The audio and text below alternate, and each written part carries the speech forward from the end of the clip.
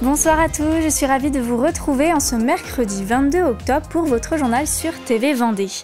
Au sommaire, ce soir, à Saint-Gilles-Croix-de-Vie, un nouvel espace d'aide à domicile vient de voir le jour. Objectif, accompagner les personnes âgées qui souhaitent vivre chez elles le plus longtemps possible. Mettre en valeur la parole et la confiance en soi, c'était le défi lancé par le concours d'éloquence à La Roche-sur-Yon.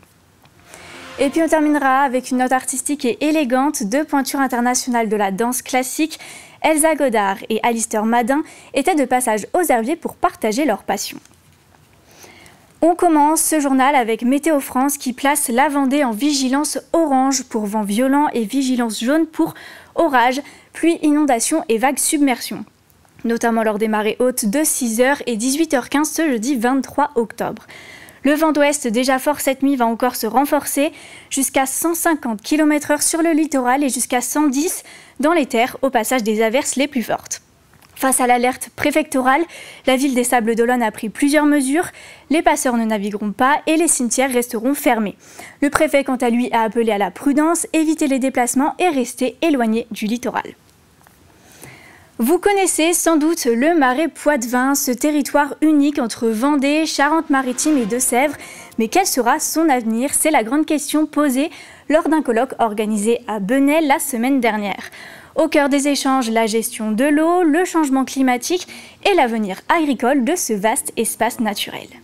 Au niveau des services de l'État, on est sur un territoire qui est complexe de ce point de vue-là, puisqu'il est sur 3 départements, voire même 4 départements pour ce qui concerne la mission relative à l'irrigation agricole.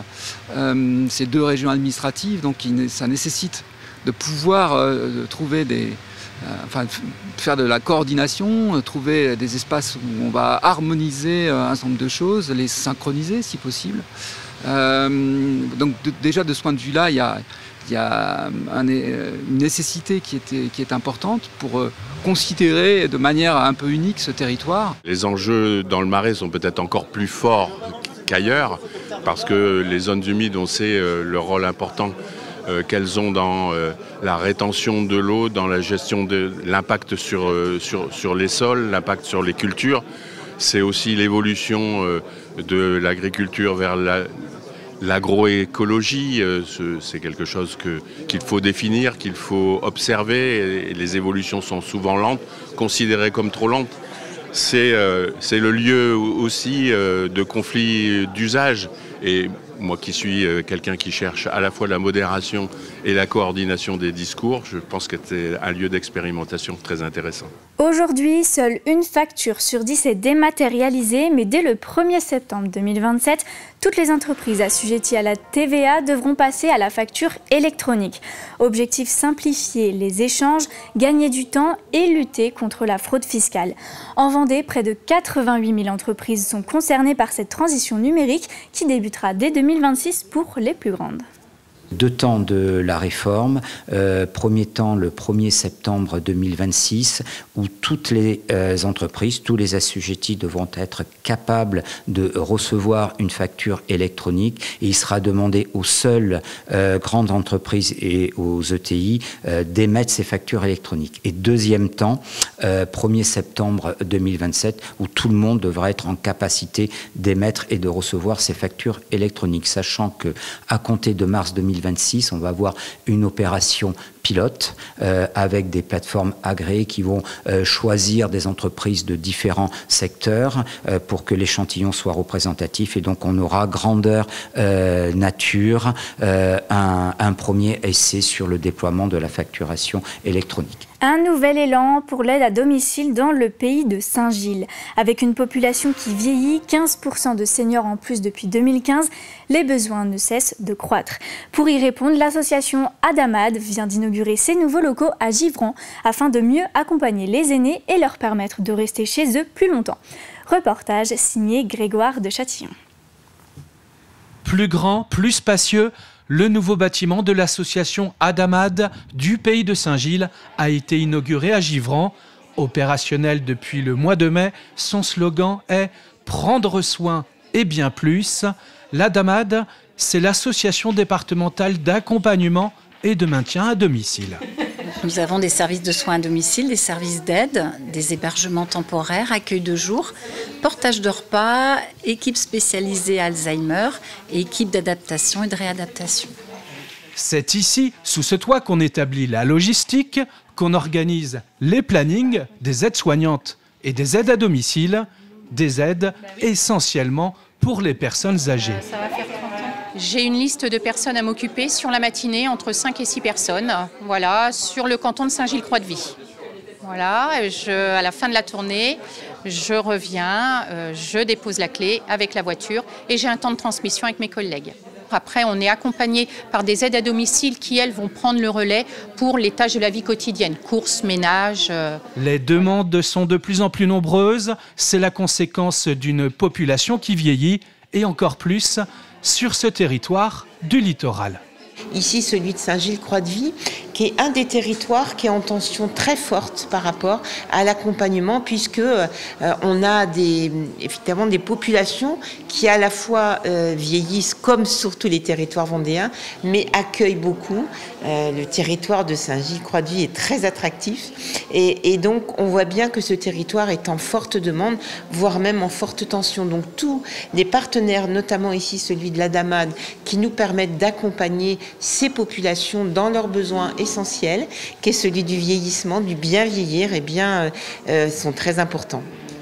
Bien vieillir, c'est déjà bien souvent rompre l'isolement, et la tendance aujourd'hui, c'est de maintenir au mieux et le plus longtemps possible les personnes âgées à domicile.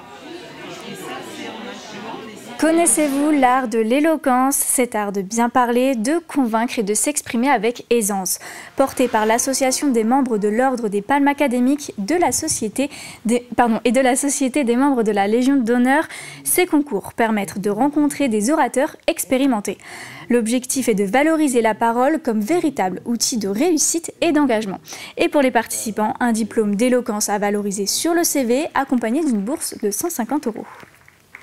C'est évident que c'est un plus de s'exercer très jeune si on vise des métiers de parole. Mais des métiers de parole, il y en a plein, pas seulement ceux qui viennent à l'esprit, pas seulement le mien, bien sûr, mais c'est surtout apprendre à s'exprimer, apprendre à ordonner ses idées, apprendre à parler correctement et à parler de façon intéressante. Parler pour soi n'a aucun intérêt. Parler pour l'autre, écouter l'autre, là en revanche, et quelle que soit la situation, et pas seulement dans le milieu professionnel, vous allez tisser un lien, et un lien qui va être intéressant et valorisant pour celui qui parle et celui qui écoute, et les deux mêmes quand ils vont inverser les rôles. À l'époque, l'art oratoire n'était pas ou très peu enseigné dans les établissements scolaires et particulièrement dans les lycées. D'où la volonté de deux associations d'être complémentaires à ce qui était enseigné au sein des établissements pour faire en sorte que les jeunes lycéens, à l'issue de leur parcours scolaire du second degré, puissent mieux parler pour réussir dans leurs études supérieures ou dans leur fonction professionnelle qui suit. Pendant les vacances scolaires, quoi de mieux que de troquer les cahiers de maths et de français pour un peu de sport et d'art? Aux Herbiers, 2 jours de masterclass ont été animés par 2 grandes figures de la danse classique, Elsa Godard et Alistair Madin. Entre barre au sol, variations du répertoire et ateliers de création chorégraphique, les élèves ont pu s'initier à l'excellence et vivre 2 journées intenses et enrichissantes. C'est une scène peu commune aux Herbiers. 2 pointures internationales de la danse ont investi le parquet de l'association Entrechats. Elsa Godard et Alistair Madin, danseurs de renommée mondiale, passés par les plus grandes scènes, sont venus partager leur passion et leur technique pendant 2 jours de masterclass intensive. À l'échelle locale, effectivement, c'est une chance pour les élèves de pouvoir participer à des cours proposés par des danseurs de renommée internationale. Cet événement permet également à la ville des Herbiers d'augmenter tous les événements qui tournent autour du milieu culturel, chose à laquelle la ville des Herbiers tient énormément. Je pense que c'est une manière de donner à la danse classique une place plus visible. Il y a beaucoup d'associations aux Herbiers, il y a aussi pas mal d'associations de danseurs, mais on est les seuls en fait à proposer la danse classique, donc on marque notre singularité. Pour Elsa Godard et Alistair Madin, l'objectif est clair, donner accès à une culture et à une manière de travailler qu'on retrouve rarement en dehors des grandes scènes et des conservatoires. Pour nous, c'est super parce que ça permet d'amener un peu de partager des moments avec des gens qui ne sont pas forcément autant exposés à la danse qu'à Paris et d'amener un peu de culture dans des endroits aussi où les gens ils sont moins facilement exposés en tout cas. Donc c'est chouette pour nous de pouvoir partager ça avec eux. Et en fonction des niveaux, ça dépend et de la fréquentation aussi de qui vient, donc c'est vraiment variable. Donc on s'adapte en fonction de qui vient, mais en tout cas les gens ont vraiment envie, sont de bonne volonté et donc c'est agréable.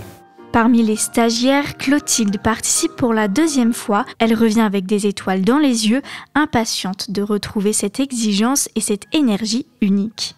Je trouve que c'est super parce que d'avoir un prof comme Alistair qui a été à l'opéra, qui a un beau parcours et tout ça. Et j'ai beaucoup aimé sa pédagogie aussi l'année dernière, donc c'est pour ça que je suis revenue.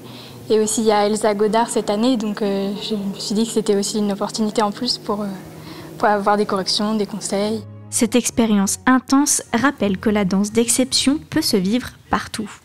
Un petit point météo, comme je vous le disais en début de journal, la Vendée est placée en vigilance orange pour vent violent et en vigilance jaune pour orage et fortes pluies pouvant provoquer localement des inondations. Soyons donc très prudents lors de vos déplacements. C'est la fin de ce journal. Merci à tous de l'avoir suivi. Vous pouvez retrouver toutes nos actualités en replay sur notre site tvvendée.fr. Prochain point sur l'actu demain dès 7h pour la matinale avec Florian Wozniak. D'ici là, passez une très bonne soirée.